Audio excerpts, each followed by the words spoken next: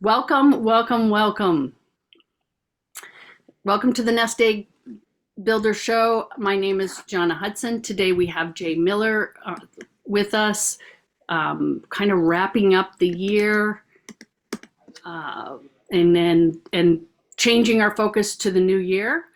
Jaye is with Haven Partners Group. Haven Partners Group represents positive impact while profitable, values rooted in the legacy of a grandfather. For those seeking sustainable investments with positive impacts on communities, creating wealth that also benefits immediate families, the mission is to create solutions that serve future generations. Models include three demographics: event-focused, plant-based, actual resorts with independent senior living, separate assisted living models, and greater market food and beverage hubs. HPG's fintech and regtech are also making waves. High demand standards for international investment securities compliance to make integrity and vetting processes more efficient for all involved in global securities. A fund of funds, a foundation, and versions of an app that cater to young entrepreneurs and accredited investors are offerings. HPG's fund model: access to a global panel of experts in top performing asset classes tailored to individual objectives. Investments are focused on passive income and legacy options for the future. A way to sleep better, knowing assets are growing and heirs are continuing to prosper. HPG existed before the platforms like Airbnb and the short-term rental management industry. It is about breaking free from traditional investment chains and living a more peaceful and joyous life. Assets are optimized regardless of market trends, prioritizing impact, legacy, and happiness. It is about generational impact, joy, and fulfillment. Investors have the opportunity to optimize asset classes through a transparent performance-based vehicle. Referral options, unconditional help transitions to vetted investment options toward creative, exemplary legacies and positive impact. HPG encourages economic growth in developing areas, urban and rural, and prioritizes gender equality at all levels, providing equal opportunities and helping investors transition to vetted investment options, a foundation for true wealth and inspiring others for their families and communities, driven by a grandfather's legacy of commitment and integrity. Well, Jaye, I have to tell you, I am intrigued. You have my attention. So go ahead, take it away. Well, you have my attention as well. And thank you, Ted, for being here today. This is going to look like a panel of the three of us because you all have so much expertise. And I have, my agenda is not just to talk about what we do, but also we have a really good problem to have in that we don't have to work too hard to raise money because we have a lot of family office attention, and that was not my intention.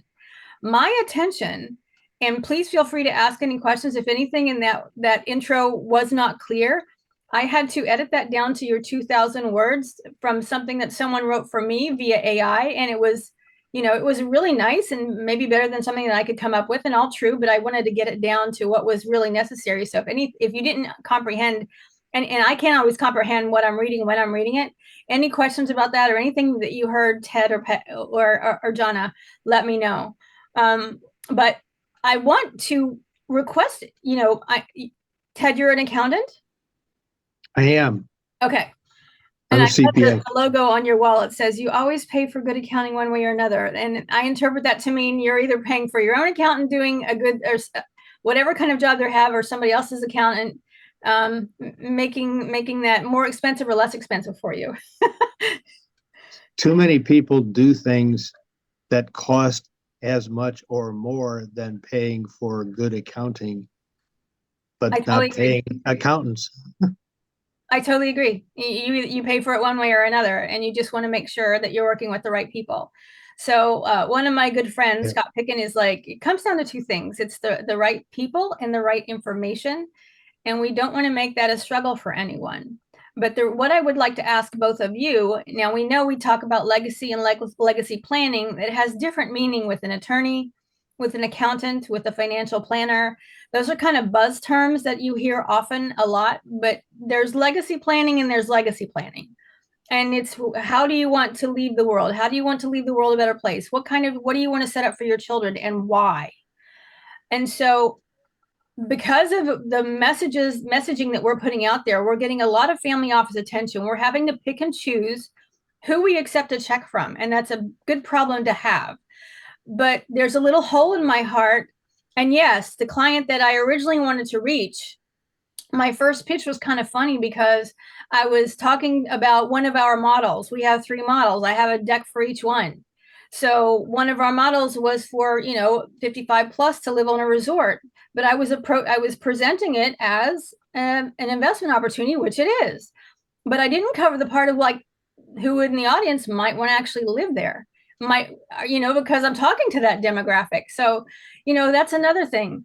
But there's just the family offices, the demographic I wanted to reach originally, or the people that I wanted to reach originally, they are their customers. So I'm kind of getting them by default, but it's not personal. It's not as personal.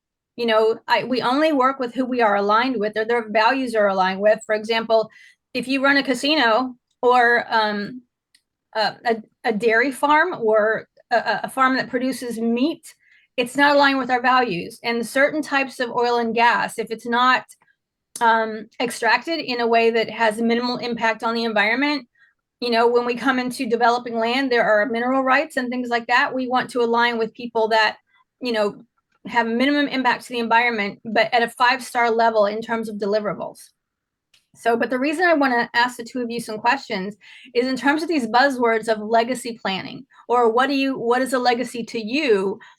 I am having difficulty, and it's nice that they're the customers of the family offices that want to fund us, but I've not been successful in reaching the people that are accredited. They can be a boomer, they can be a millennial, but they don't know who to trust. They don't know who, they are not sleeping well at night because their dollars are dwindling in preferred banking from a mainstream bank. And they don't even necessarily have their money into syndication, or if they do, it's from someone that they know of a property that they are developing that they have an actually relationship with. And that's the way it should be. But they don't have a lot of experience as an LP, and they've got a lot of money in private banking, or and we're international. So I know people in South America, they've got hundreds of thousands stored away somewhere on their property, and maybe even some of them under a mattress. And it's as if it's my own grandmother's money. And it's from the legacy of my grandfather that taught me, I identify as his granddaughter. He left, they say you die twice, that when you actually leave the planet and after people stop talking about you. And if people are still talking about my grandfather and he passed away in 1990, that's a legacy. And too often people die a third time, actually. But the third time that you didn't suggest is when is really before they die, and that is when they are warehoused into some senior facility that takes them away from the community that they had been a part of.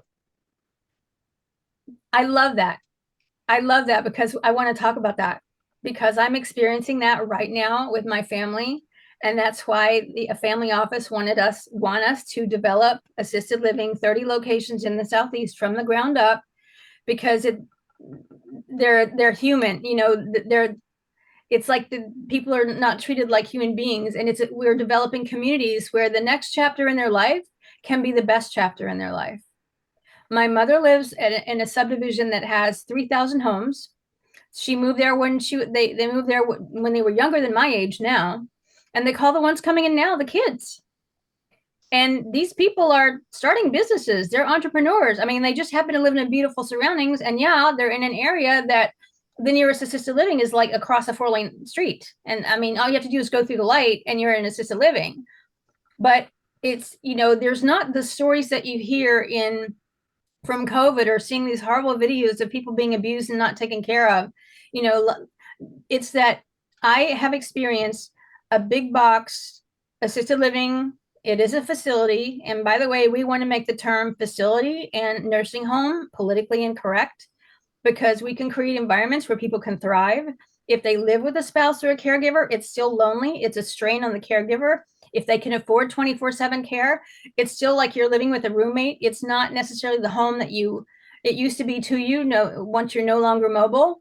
But what I experienced, it was really heartbreaking in these big box, beautiful, spotless decorations for all the holidays. You know, they're emotionally, they're only tended to their basic needs. And A sometimes friend of mine lives in a facility similar to what you seem to be describing. yeah, you And go there to go ahead. and our collective description of it is it's a plush jail. Thank you. And that's what I'm witnessing. And I'm like, the urgency is for us to, by providing investment opportunities like we do, you're literally saving lives, or you're extending people's lives. And I met with a billionaire, one of several, and I didn't, the term longevity is overused. He's like, don't talk about longevity. He's like, talk about happiness. And I even put into our logo as a tagline, wealth via happiness. Because when you're happy, you live longer. And there's so many things you can do in assisted living. And not everyone in assisted living is old. They just have a disability and they can't take care of themselves, nor can their family, and they're there. And we want to also use government grants and government funding so that someone that might not be able to live in assisted living of a certain quality, we can subsidize them so that they can live in a resort amenity assisted living location. And we don't ever want to use the word facility or nursing home, but that's not what it is. It's the next chapter of your life where you might actually have fun. You might not be mobile, but you might discover things about your abilities and talents that you didn't know existed before, and they get tapped into, and people actually care about how you feel about something. And I love what you called it, a posh prison. Yeah, posh jail. A posh jail. Okay. Yeah. Yeah, because if you go to inspect it, it's gorgeous. I mean, you can literally eat off the floor, and there's flowers everywhere, and there's beautiful pictures on the wall and beautiful artwork. And you glance in people's rooms and you see their little knickknacks and their trinkets and whatever has been sent in to represent a holiday or birthday or whatever. But they're not emotionally engaged, and some of them do get bed sores, and some of them they're not mobilized as much as they could. They discontinue their ability to walk because they're not being mobilized often enough because some doctor didn't order it, and if it's not ordered, they don't get it. Well, the reason that we termed this as a kind of a posh jail is because the generality of the experience for the residents is that they are confined, and whatever the management of the activities says is involvement with the community involves just bringing people in, not helping people to get out. Right. For example, they'll bring in entertainment activities, of various sorts. They'll bring in company, but it seems to me that we are wasting a huge amount of, let's say, talent by just bringing things into a facility rather than somehow or other helping people in the facility to continue connection with the community. Yes. And I've suggested things like, reading to kids, at the local library. Yeah. Being election judges when that kind of activity is there, so that because being an election judge is by and large let's say, it's not party oriented, really. It shouldn't be, at any rate. No. At least now in Chicago, it's run the way it should be, I think. Mm-hmm. But doing things to connect with local activity, church, schools, parks, fine art type of activities, libraries. You can probably name 20 things more than I'm thinking of right at the moment, which probably I'd all agree with. But it seems to me that as a pastor friend of mine said to me one time, he says he never knew a kid to turn out bad who knew his grandparents. Exactly. Well, there's a lot of senior citizens that can act as, as pseudo grandparents Yes. for in environments where kids otherwise might not know their grandparents, and do something good for society. Just because somebody is infirm does not necessarily mean they can't be productive. Exactly. And the issue becomes one of how can we enable the abilities of people, which may be less than they were when they were 40, Yeah. philosophically, at that point, to still deliver some kind of worth to the community instead of just being warehoused, you know, warehoused waiting to die. Right. I think of people like Stephen Hawking. He had care before he became infirm, and he always had support. He always had companionship around him. He never really entered into a facility, but there are people with that kind of intellect. So they just need someone to listen to them or to ask them questions or to get them out in the community, to have regular transportation. The ones that exist now, that is, unless they have a doctor appointment, they don't want to be bothered. They don't want to, the coordinators don't organize those sorts of things. And there's no reason why it's not possible. There's money available for that. And we need So to. how are your facilities more in line with what I'm suggesting Well, than what, I want or there. rather than what we unfortunately see Yeah. happen? Well, in other countries, I want to exemplify the best practices, and the media does not support or tell us what is happening in other countries that are what they're doing better than ours, because of course you don't want to know what other countries are doing anything better than we are. We're ranked 46 to 47, something like that, for like equality and women's rights. And there's places where there are college credits for coexisting in a retirement community with seniors, and it works wonderful. They have kindergartens on the property, where the older people take care of the kids, and it works wonderful. And I was just so fortunate to, like, when I was 5 years old, my grandfather was one of my babysitters, and he never complained. He loved it. And I learned real estate from him. I didn't know I was learning real estate from my grandfather, because when you're a kid, you don't have a basis for comparison. Your everyday world is what it is, and you don't know how other kids live.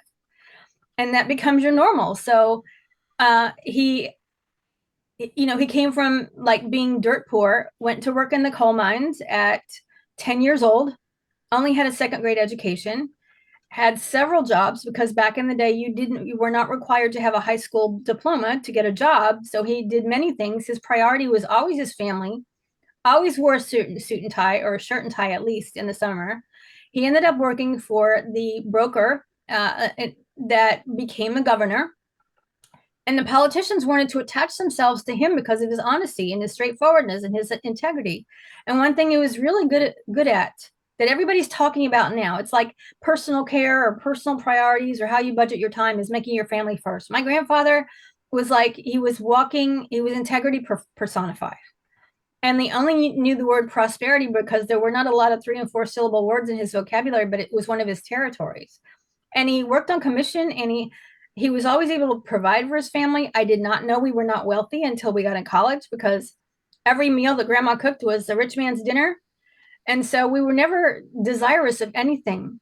But he would take me along to these little small homes, and he advertised with his own money that you had to put the ad in the paper, 4 rooms and a bath, because there was no indoor plumbing. And I've seen some of these. They're very nice bathrooms. You just have to go outside. Sounds like the outpost cabin I go to every summer for a fishing trip.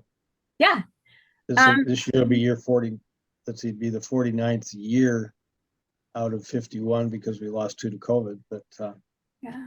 every summer we took family to the wilderness up in Canada, and at least for the last 40 or some odd years or so, we've gone to outpost cabins. We used to go in with tents and canoes, but we graduated to outpost cabins, and so And that's a whole running other water used to be run down to the lake and get it, but now they're powered by solar panels, so we have water in the house.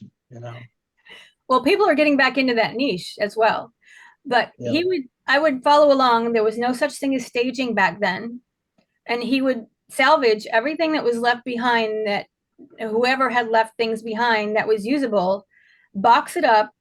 And there was not a lot of packing tape. He would wrap things up with twine or put them in packages and anonymously leave them on the porches of people he felt could use them. I mean, that was like fun for him, for them not to know where it came from.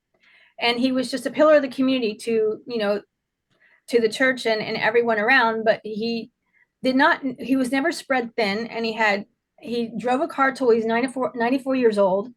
And he just never stopped. I mean, he walked with a limp, and he had one of his wrists was it was misshapen because of an injury he had in the Korean War. Never used the word disability. I mean, he just never stopped, and he never complained.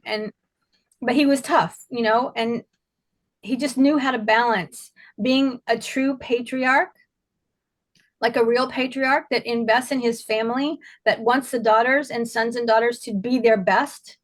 The patriarchy is about control and domination, but a true patriarch takes care of his family. So it's one of my pet peeves that people don't understand the distinction between those two words. Being a real patriarch, which Ted looks like a real patriarch, and he has the heart of a real patriarch, but he's not part of the patriarchy that wants to dominate and control governments, and especially women. But that's the difference. So I guess I was fortunate to grow up in a family where there were a lot of talented women. My mother got a master's degree in 1935, I think, when most women were dropping out of high school. mhm. And so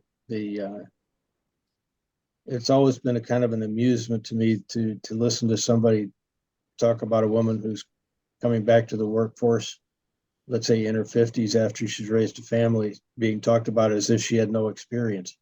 That's crazy. Now, well, what is it called? Salary.com, they did a study where the executive skills of a housewife was worth 10 years ago, $160,000 a year. Yeah. Because, the old model, or and it still works when it works, is she handles everything that runs the home on a budget well, so that she actually is the person that's responsible for saving with her husband's salary. But now they want to, they can and want to make their own money without compromising their time for their children. So we're at a critical point in time. The interesting thing is, if you run the numbers carefully, there are a lot of families who'd be better off with one income and let's say, and the other one managing the household, Yes.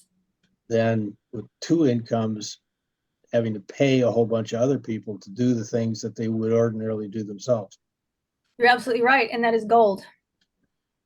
So you asked me how our environments differ from what we know as, even higher end assisted living, where people just they're not encouraged to use their skills. And we're having a daily shuttle to go, for anyone that's into activities, the kinds of activities that you're talking about. But some of these people, it's like, even their own family didn't ask them certain questions. I mean, there's AI, allow them, our apps have big enough screens. And for anyone like hearing or sight, if they're challenged in any way, they can do the same screening on our apps as someone that just buys the app can do. And it's kind of gamified so that they can see what they love to do. If they're not a verbal person, or if they're not an extrovert or whatever, there's things that, the things that children are making money on, so can a senior, once they're taught how to do it, once they understand how to do it. They're very user friendly. And with AI, it just keeps getting better and better by the month. And so that's going to allow a lot of things to happen where people's brains just don't deteriorate. And, but they're also actively worked with their own specialist or team of people.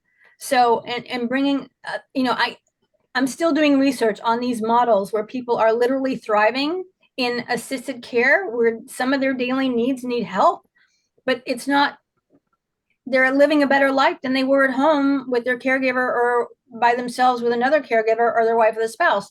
And don't even get me started on the strain it is with a spouse or a caregiver, and how it shortens their life and stresses them out. And people don't talk about that very much, but I'm living it. I'm witnessing it. I'm seeing it. And so there's no reason that that has to continue. They can both thrive and be encouraged with their gifts and talents that they might have retired from or have, and they want to just, not, it's not about being useful. Some of them are brilliant, right? So, Well, the issue is, how do we focus on ability rather than disability? exactly. And there's lots of ability out there that we're not tapping into. Yeah, one of my fun questions, for example, when I go to I go to a lot of expo shows to recruit for some activities I'm interested in.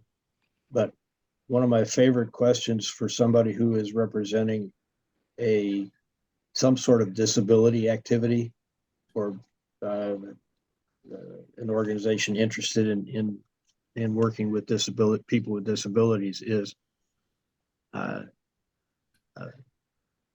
the question is, how do you suggest that somebody be interviewed for the position of telephone receptionist? You're asking me that, or it's a question that you're presenting that happens? That's a question I give to. What do you suppose the typical response is to that question?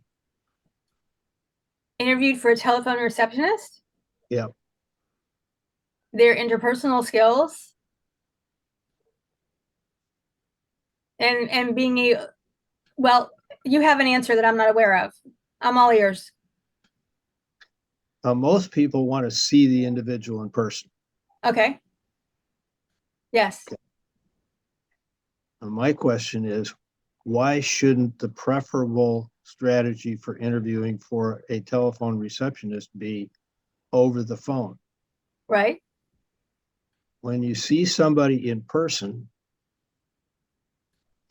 there are a lot of characteristics which become visible to the interviewer. Yes. That are absolutely irrelevant to whether the individual can perform the tasks necessary. Yes. And too many of our activities dealing with, let's say, recruiting, tend to focus, or tend to let's say, put people in situations where what they can't do, or what makes them, let's say, what produce disadvantages for the task, become very visible, even though those characteristics are absolutely irrelevant to the task that you expect. Yes. So the question is, how do we get people to focus on abilities rather than disabilities? I've got a friend, for example, who was badly burned in an automobile accident probably 45 years ago now. So he's physically mostly recovered, although he's badly disfigured, and his hands are pretty much like clubs because his fingers were burned off. And to see him, if you didn't know him at first, let's say, he wouldn't be somebody you would, let's say, be positively impressed by. Right. Except he has a beautiful voice, Mm-hmm. which is the only thing that really shows up on the phone. Yes. And now that may not necessarily be what he wanted to do, but I use him as an example for how he would probably in person be disqualified, even though he could do the job very well if he wanted to. Yeah. Thank you so much for that. That's a wonderful, beautiful example, because we want to start an agency on our properties or through an office to place people in jobs for exactly what they can do. And the AI helps. The same thing can happen when people are, confined to a wheelchair or something like that. Yes. Issue is, does that matter? Now, if you expect somebody to work on a loading dock lifting pound bags, that probably would matter. Yeah. Okay. Although it's an example of, somebody who you wouldn't have expected could do it.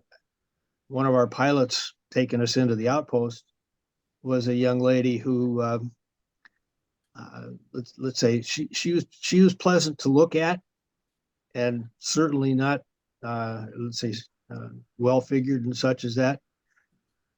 But she could move, let's say the propane canisters that we had to, there all by herself. She didn't need the help. She was strong as an ox in that sense. And so the fact that she was female didn't really matter. She could fly the airplane just as well as anybody else. Gender shouldn't matter whether you can fly an airplane or not, because the the controls are not labeled male and female. So the issue again gets back to how do we get more focus on abilities or important characteristics, Right. rather than those that don't matter at all. Exactly. No, I love that. This is gold. This is why I wanted to ask these questions. And I've taken notes.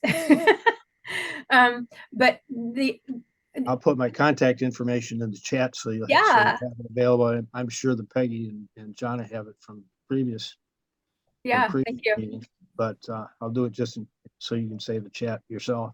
And if there's nothing else that you want, I want to get back to the reason why the theme or the topic of this particular talk is it's not enough that the family offices, the accredited investor that doesn't have a lot of experience of investing or having their money outside of private banking in a mainstream bank, they're not sleeping well.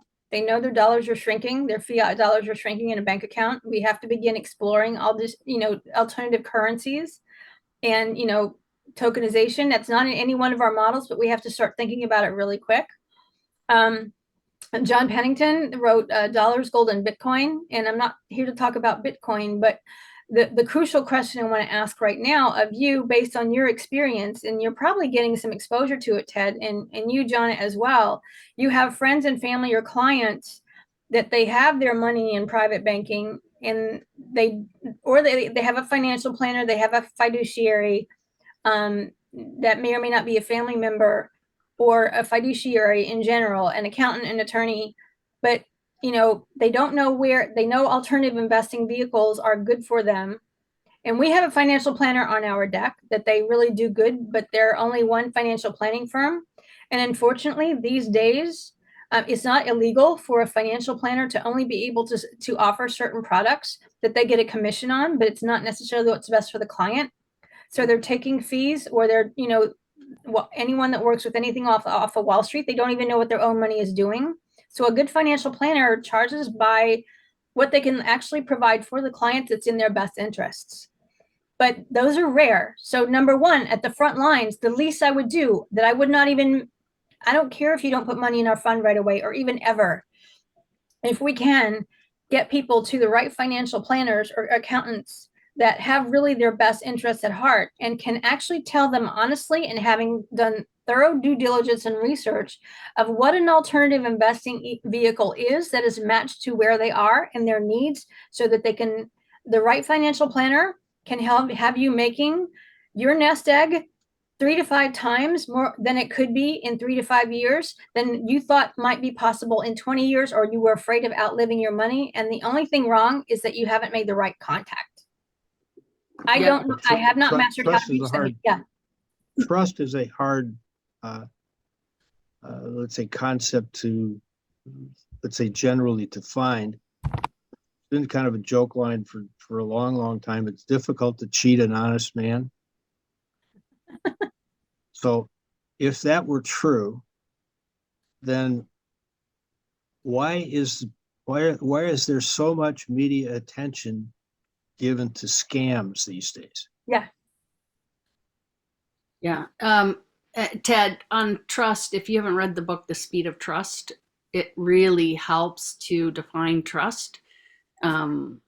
And that helps me a lot, because they break trust down into 4 characteristics. One is intent, the next is integrity, the next is capability, and the next is results. And so you'll meet people who you think, they're really honest, but they really don't have the capability, right? And then you meet people who are perfectly capable who they don't have the integrity, right? And you need all 4. Yeah. And and you need the results, right? That's where asking for things like track record and whatnot. But I Yeah. kind of want to wind Yep. backwards a Yeah, little so bit. similar to that, I've said that we need to, let's say, to be reasonably good, we need both skill and integrity. You do. And one without the other, let's say, doesn't help, because integrity with no skill doesn't really help. Right. And skill without integrity is just plain dangerous. Exactly. I want to go back a little bit, and I'm gonna use my own personal experience, and I think it'll open some talking points for you, Jay. So I am a traditional corporate employee, worked 25 years, had a 401k, retired, hired a financial planner, pretty pleased with them. We bought an annuity, and then I learned about family offices. So I want to talk a little bit about family offices in case people don't understand what Yeah. they are. We went there looking for investors, but what I found was education, and something that I wanted was this 5 generations, right? Providing Yeah. a plan for how money transfers from one generation to the next, right? To optimize the whole thing. So I want to talk a little bit about that, about family offices. I think a lot of people, which I did, think Mhm. family offices are just rich families. Yeah. And I think that many people, many middle class people, need to form a family office. It doesn't have to be expensive. It doesn't have to be elaborate, Right. right? And then the other piece was exactly what you talked about. I recently had to let my financial planner go, because when I started talking about these legacy and alternative Mhm. investments and self-directing a portion, no different than speculating on minerals or oil and gas or whatever, but it was real estate. And they basically said, if you self-direct $1, we won't represent you anymore. Wow. And there's an inherent conflict of interest when you have Right. these 401ks. It's easy money, right? Yeah. It's like, as long as you don't take it out, they get paid every year, right? Mhm. These fees. And I'm not saying they weren't adding value. They added a lot of value, but I outgrew them. And I think it's okay to outgrow a financial planner too. That means I'm ready for the next step, right? And so, but I think you start get to kind of um, squishy ground once you step out of that traditional model. And there's a lot of people out there doing disservice to Yes. people. And so then they retreat back, right? Right. So why don't we talk a little bit about that, about what a family office is, why this legacy, right? Like this legacy doesn't have to be that, you built some, development, or legacy can just be that you had a smooth transition and that you had provisions for education, financial education. Yeah, thank you very much. Another thing that we're doing by default and by example is helping to set standards for what a family office is and does in the public perception, or I should say in the perception of who we want to serve. And there are no standards. They run everything from the TV. My son likes this TV show called Succession, where everybody's idiosyncrasies and skeletons in the closets and emotional things, irrational things that make no sense, and they're trying to figure out who gets grandpa's money or whatever, and it's just not handled well at all, and it's a family office. And then there's Callio Capital, that serves about 10 family offices in the US and about 60 outside the US, that they are literally exercising that kind of representation for who they represent in their clients. They're not a they're not a family office. They coordinate for several family offices, and these families have a passion for helping other people to learn about wealth with their money so that they don't have to be involved in it. And those are our people. They want to pay us to show how to build wealth with their money, that they have more, they know they're allocating it properly. And it's kind of like an angel investor, in that a true angel investor, I mean, Dan Fleischman is an example. He does not, all he needs to know is that anything he invests in does not lose money. And if there is a profit, he often gives it to charity because he doesn't need it. And he's not a billionaire, but he has a very good life because he knows how to direct the flow of cash through affiliates and referrals. He doesn't have a formal referral system. It's like when you, I mean, I get as much joy out of how I introduce people and who I introduce them to, that can turn into things that they didn't know what each other was doing. And 1 + 1 = 11 because they're doing similar things at their own level, at a peer level. It makes me so happy because they're doing that same kind of impact in the way only that they can. And so I don't want to enforce anything. I don't want to call anybody out. I just want to show by example of the team that we have created, the kind of example that they show how they serve the communities, so that anyone that's not doing that can't stay in the shadows. Very nice. Well, an interesting thing to look at is, and we're seeing it now with the administration, the U.S. government administration changeover. We've seen, let's say, the background of the folks that are being nominated for various positions. I've kind of been amused by the rhetorical question about why should the road to adult success be paved with youthful indiscretions, and why should we be let's say, why should we be tolerating that among our youth? I mean, I understand people, let's say, do foolish things when they're youngster. I'm sure we all did in the circumstances. But when I was a youngster, the ethic was, everybody knew that, the kids were going to misbehave. But the object of when you're going to misbehave, at least do it without getting caught. So 30 years later, 40 years later, more than that at this point, it seems like that getting caught issue has more or less disappeared. The kids don't seem to care about whether they get caught or not. What messages are being sent to the kids about how they should behave? Why have we lost let's say the ethic of church going? When I was a teenager, any businessman who wasn't let's say actively involved in a church of some kind was generally not trusted in the community. All right. Now, what he believed privately, that who cares? But the publicly, at least, he's showing some capacity for being trustworthy, who participates in that. And at least in the neighborhood where I live, that ethic is probably still fairly well,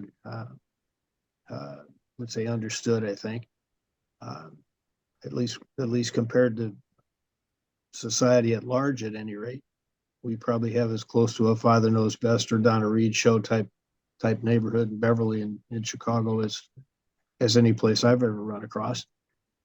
And my urging to the local realtors is, when you're looking for people to come into the neighborhood, qualify them by the vocabulary.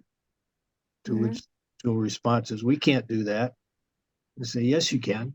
You look for somebody who's missing a word in their vocabulary. Yes. If they know how to say no, we don't want them. We want people who join, who participate in something. You don't have to do everything, something. Hermits are not the kind of folks we want. Right. The downtown is, the high rises in Chicago, and everybody's a hermit. Nobody knows their neighbors. Yeah, not even across the hall. Yeah, and I like to live in a neighborhood where we know each other. I know everybody. Sure, I don't, but it's not because I don't want to. It's just because circumstances have just, at least my current circumstances anywhere, are such that I just can't. It's just the way life is at the moment. But I still try to be involved in as many activities as I can: local business associations, church, Boy Scouts, a whole bunch of other things as well. This is one of the better Christmas seasons I've had. Between the middle of November and the middle of January, I'll have at least 25 different out of the house activities to go to. Many of them Christmas parties, but not all of them. And but maybe that's more than you can expect of a lot of folks. But I would like to, hear people when I ask them, what are you going to do with next week? Yeah, Have them at least have one or two things that they're going to do out of the house. exactly. Well, would you say this is relevant, Ted, that you have established a kind of work-life balance that you're comfortable with as an accountant and being able to give back to the community or participate in the community to the degree that you wish to or choose to? Because I would refer people to you because you model that. Well, work-life balance is kind of an interesting thing to talk about. I've jokingly said, how many accountants who hasn't missed a summer vacation in 50 years? Mm-hmm. There's a lot of folks I know who have. Right, right. So, Well, and there's no such thing as work-life balance, quote, 50-50. It doesn't really work. But as long as you're content with how you sprint your time, you do your sprints or you take your time off. You take your time off until you feel guilty because work is not work to you, it's play. It's like you enjoy what you do. And a couple of fun lines to go with that. A friend of mine gave me one line. He says, you can retire from a job, but not from a mission. Right. See, what's the other one? I'll think of it again, but I've forgotten it now. Oh. But Coming towards the top of the hour. Yep.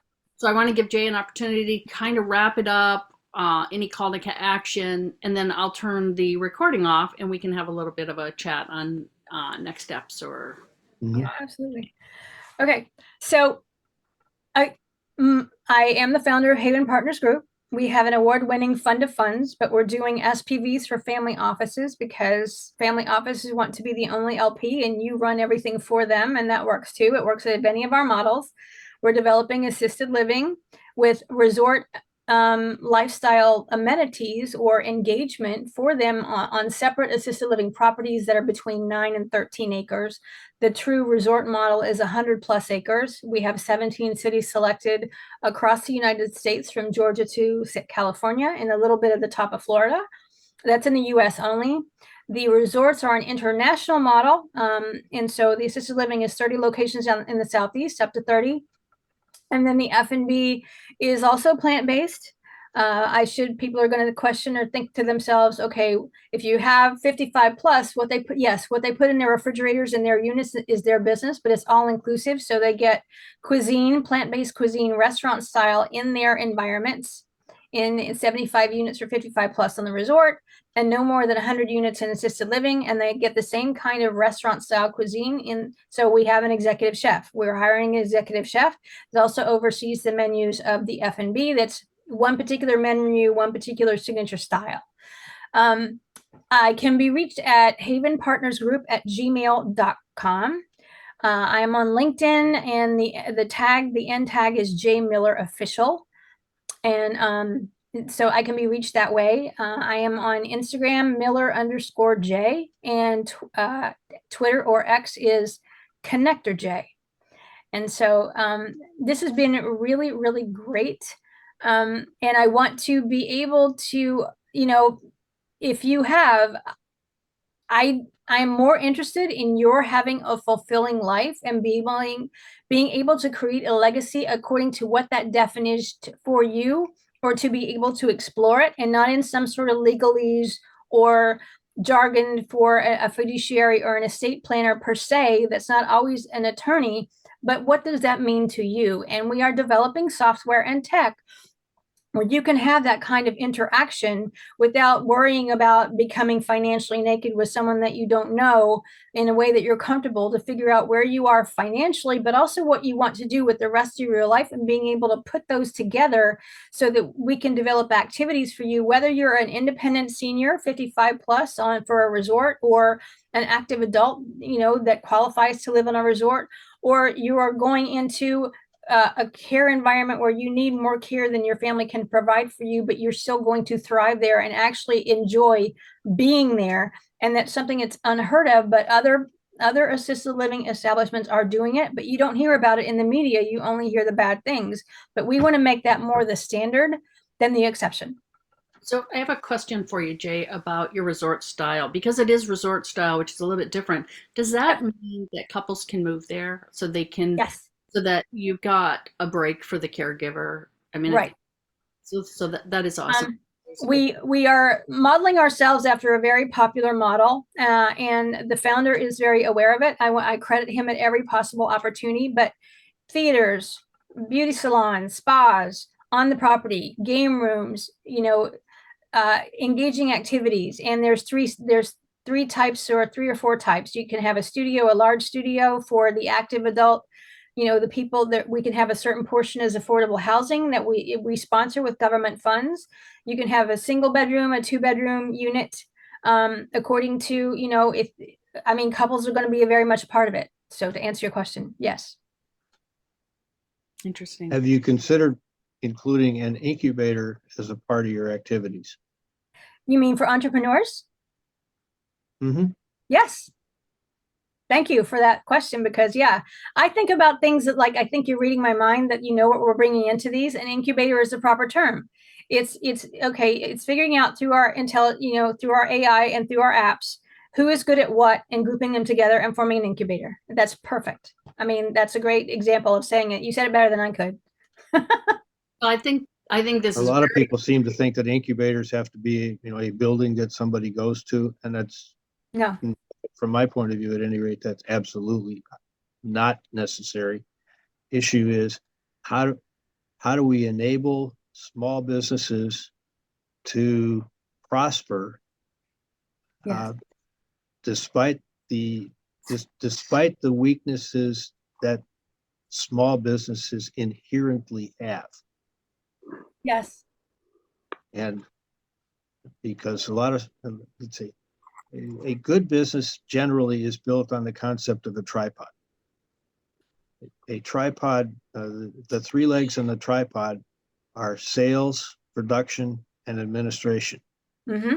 The functions for sales is to make promises. The function of production is to keep the promises. And the function of administration is kind of threefold by itself, done right. One is human resource, one is accounting, and the third is technology. And if you have, let's say, the functional job of administration is to do all the things that it's necessary to keep the business alive, by keeping people informed and keeping the people that do not belong out. Let the rest of the business function, in the circumstances. Unfortunately, too many people don't seem to realize that, and I think that's one of the reasons why an awful lot of small businesses fail. No, you're right. And if they employ, quote unquote, employ artificial intelligence enough, those risks are mitigated. Those risks are reduced because you know who's coming in, without any kind of human bias. It's not Well, to say, AI is a tool. yes, The function and the amusing thing about a tool is an instrument of its holder. correct. I usually use the illustration of a paintbrush. Mm-hmm. If you give it to Leonardo da Vinci, you get a masterpiece. If you give that same paintbrush to a 5-year-old kid, you get a mess. It's not the tool. Well, I'm not saying I would agree 100% with that analogy, but I get your point. And yes, and AI can be customized. So, it only responds to what you give it or input it. But you do have a point, and we're all evolving, and there's nothing that's really perfect. But the incubator concept inside of assisted living, yes, that would be what we are evolving into to create. Yeah. You're absolutely right. I love it. And I'm an advocate for the better and better and better tools. I go back to the days when we did accounting with a pen and paper. uh-huh. I do not want to go back there. Right, exactly. I've been using computer technology since the 1960s. Okay. So and I still remember one of the reasons I left Arthur Andersen back in the old days when Andersen did it right was one of the partners said there was no room at Arthur Andersen for an accountant that cared more about computers than he did about auditing. And I said to myself anyway, that computers are my tools. You're taking my tools away. And I don't want to live in that kind of an environment. I want better and better and better and better tools. I think I kept my wife alive 5 years longer than anybody else predicted because we got tools to help her, or to help us take care of her, and kept her involved in the community. Kept her out to going to things, even though there probably were a lot of people who say, "Why are you doing it?"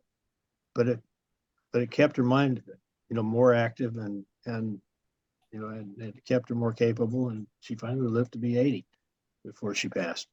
Yeah. And I don't think anybody expected her to get past 75. Wow. Yeah. So the tools make a difference, but it also depends on who's holding the tools. Right. And you just exemplified in all of your wisdom here, which I'm incredibly grateful for.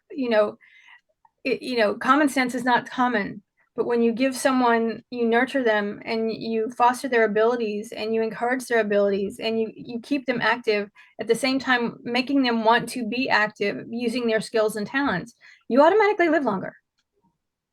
Yeah. You just live, you sleep better at night, you're happier. And that's all it comes down to: happiness, information, and connections.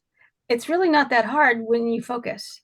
And there's no reason why then, and what we provide that I found missing in the market was to be able to provide these kind of environments, be that a resort for one demographic, be that an assisted living for whoever it needs to be in assisted living, but including the staff so that everyone can grow from where they are, giving the staff potential ownership stakes. Therefore, they actually care about who's in the building as their own family because they can be. And they have to really care. So that's how we screen through our AI. There are people in this business that actually love the work, but there's not enough of them. But once they see the rewards of it, we want to attract the best talent, but it's not really about the talent, it's who they're serving. And, I always think about my grandfather. To have for more children that didn't have the kind of intimacy, like you mentioned, or the kind of learning from the wisdom of an elder that maybe they didn't have from their grandparents, or provide environments where being around their grandparents is attractive. When they do, that's what we want to create. That's what we're creating. Well, I admit to being a capitalist, not a socialist, but there's another line that goes with that, and that is, we ought to be able to do well while we're doing good. Yes, exactly. And when you solve a big problem, money's a byproduct. It's just natural. So solve a big problem and the money follows. It's just a flow of energy and helping people thrive. The baby born today is the life expectancy is 100.